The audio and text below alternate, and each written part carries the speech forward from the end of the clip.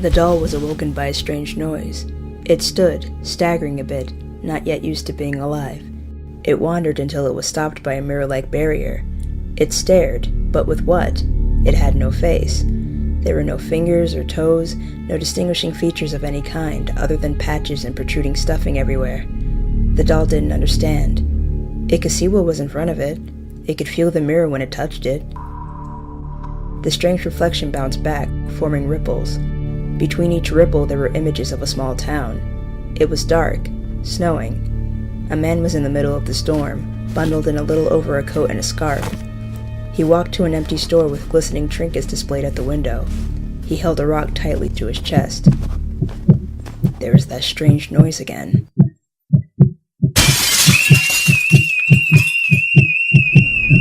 There you are, Nathan. Mother was worried. The doll turned around and tried to see through the darkness.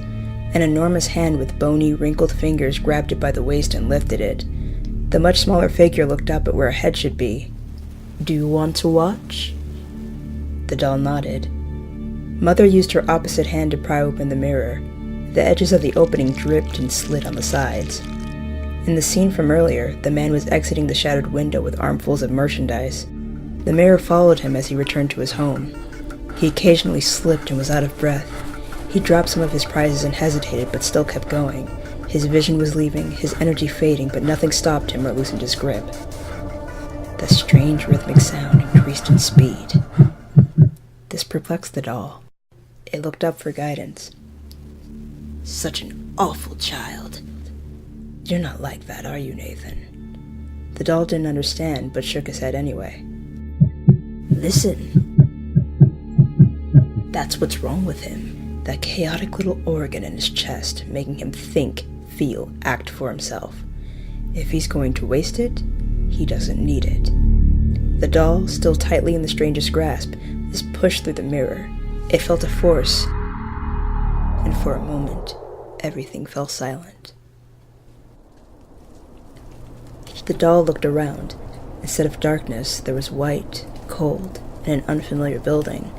He instinctively wrapped his arms around his body, dropping all of the pretty things the thief had stolen. He made a mad dash to the shelter in front of him, but it was locked.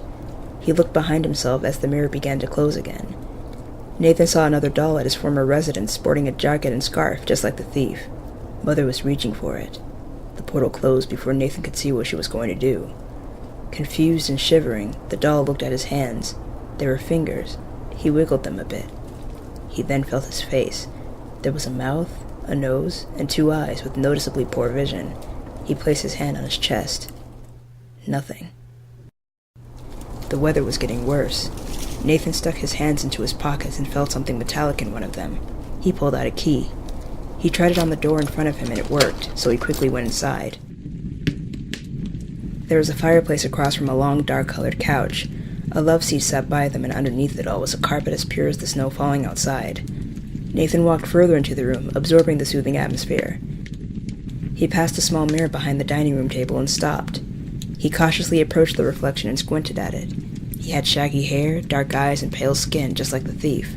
He touched the glass, but it didn't bounce back. "Nate, what did you do now?"